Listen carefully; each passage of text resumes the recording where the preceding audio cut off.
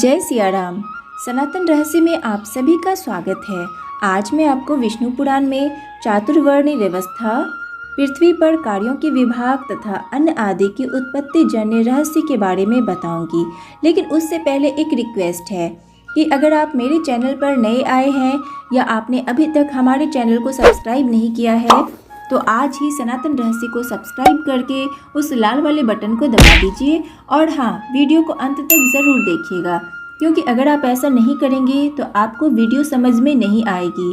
तो चलिए शुरू करते हैं आज के इस वीडियो को। चातुर्वर्ण व्यवस्था, पृथ्वी पर कार्यों के विभाग तथा अन्न आदि की उत्पत्ति जन्य रहस्य। श्री मैत्रेय जी बोले, हे प्रभु, आपने जो मनुष्यों के संबंध में बतलाया उनकी रचना श्री ब्रह्मा जी ने किस तरह की, कृपा कर यह विस्तार से बतलाने का कष्ट करें। ब्रह्मा जी ने ब्राह्मण आदि जातियों को जिन जिन गुणों से भरकर जिस तरह रचा और उनके जो जो कर्तव्य कर्म बनाए, कृपया उन सबको सविस्तार समझाइए। श्री पराशर जी बोले कि हे विप्रों में श्रेष्ठ, पहले विश्व रचना की उत्पत्ति हुई, तत्पश्चात उनके हृदय स्थल से रज प्रधान तथा जंघा द्वारा रजो तथा तमो युक्त सृष्टि हुई। अपने चरणों से श्री ब्रह्मा जी ने एक अन्य प्रकार की प्रजा उत्पन्न की। ये ही चारों वर्ण बने। इस तरह ब्राह्मण, क्षत्रिय, वैश्य तथा शूद्र क्रमशः श्री ब्रह्मा जी के वक्ष स्थल, जंघा तथा चरणों द्वारा उत्पन्न हुए। श्री ब्रह्मा जी ने यज्ञ अनुष्ठान के लिए ही संपूर्ण चतुर्वर्ण की रचना की थी। हे महाभाग, यज्ञों से प्रसन्न होकर देवतागण जल बरसाकर प्रजा को संतुष्ट करते हैं। अतः कल्याणार्थ यह कार्य संपन्न किया जाता है। जो व्यक्ति सदैव सज्जन, सदाचारी, स्वधर्म परायण और सुमार्ग पर चलने वाले होते हैं, वे ही यज्ञ का यथावत अनुष्ठान कर सकते हैं और वे ही लाभ उठाते हैं। यज्ञ से मनुष्य इस मानव शरीर से ही स्वर्ग तथा अपवर्ग पा सकते हैं और अन्य जिस स्थान की इच्छा हो उसको भी जा सकते हैं। श्री ब्रह्मा जी द्वारा रचित वह 4 वर्ण विभागों में विभक्त हुई प्रजा बहुत ही श्रद्धावान, सद आचरण युक्त, स्वेच्छागामी, समस्त बाधाओं से परे, शुद्ध हृदय वाली, सत्कुल में उत्पन्न होने वाली और परम कर्मों के अनुष्ठान से परम पुनीत थी। उस प्रजा का मन विशुद्ध होने के कारण उसमें लगातार शुद्ध स्वरूप श्री हरि के पदासीन रहने के कारण उनको शुद्ध ज्ञान की प्राप्ति होती थी। फलस्वरूप वे ईश्वर के विष्णु नाम के परम पद को निरख पाते थे। फिर त्रेता युग के आदि में हमने आपसे भगवान के जिस काल नाम के अंश का पहले जिक्र किया है, वह सुख वाले तुच्छ तथा घोर पापों को प्रजा में प्रवृत्त कर देता है। उससे प्रजा में अधर्म का बीज उत्पन्न होता है, जिससे उसको अष्ट सिद्धियां प्राप्त नहीं हो पाती। उन संपूर्ण सिद्धियों के नाश हो जाने से और पापों की वृद्धि हो जाने के कारण समस्त प्रजा पुनः दुख से आतुर हो गई। तब तो उसने रेगिस्तान, पहाड़ और जल आदि के प्राकृतिक और बनावटी युग, पूर्ण पर्वत अथवा नदी के किनारे बसे छोटे टीले आदि बनाए। हे मैत्रेय, उन पर आदि में शीत, गर्मी, धूप आदि से बचने के लिए उसने घरों का निर्माण किया।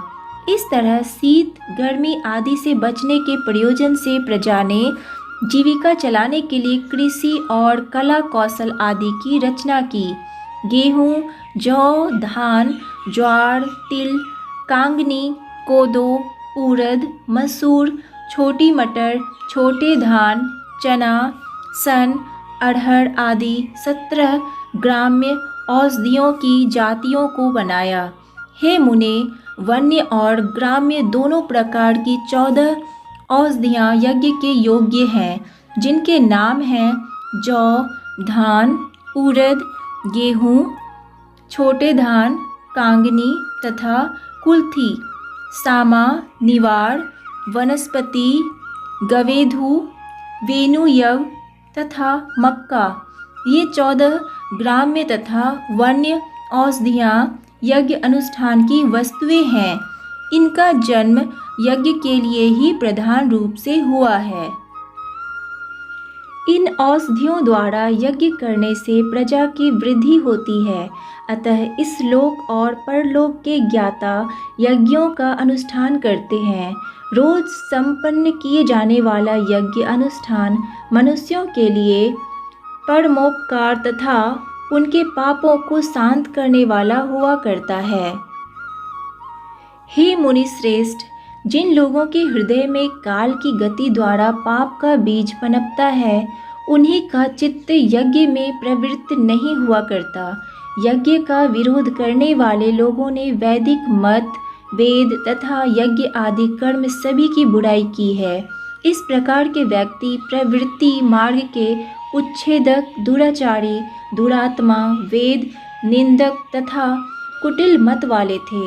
हे धर्मश्रेष्ठ मैत्रेय, इस तरह कृषि आदि जीविकाओं के निश्चिंत हो जाने पर श्री ब्रह्मा जी ने प्रजा की रचना करने के बाद उनके स्थान तथा गुणों के अनुसार मर्यादा तथा आश्रमों के धर्म को ठीक प्रकार से निभाने वाले सब गुणों के लोक आदि की रचना की। हे मैत्रेय, कर्म में निष्ठा रखने वाले ब्राह्मणों का स्थान पितृलोक माना गया है। युद्ध क्षेत्र से हटने वाले लोगों का इंद्रलोक बना है। अपने धर्म को भली प्रकार पालने वाले वैश्यों के लिए वायुलोक तथा सेवा धर्मपरायण शूद्रों का गंधर्वलोक बना है। हे मुनि, ऊर्ध्वरेता 88,000 हैं। उनका जो स्थान वर्णित किया गया है वह गुरुकुल में वास करने वाले ब्रह्मचारियों का स्थान है। इस तरह वन में वास करने वाले वानप्रस्थों का स्थान सप्त ऋषिलोक, गृहस्थों के लिए पितृलोक और सन्यासियों का ब्रह्मलोक बना है। जो लगातार एकांत सेवा करते हैं तथा ब्रह्म चिंतन में लीन रहने वाले योगी जन हैं, उनका जो परम स्थान है उसको पंडित जन ही निरख पाते हैं। चंद्र, सूर्य आदि ग्रह भी अपने लोकों में पहुंचकर पुनः वापस आ जाते हैं, लेकिन ओम नमो भगवती वासुदेवाय द्वादशाक्षर मंत्र के चिंतन करता आज तक मोक्ष पद से नहीं लौट पाए।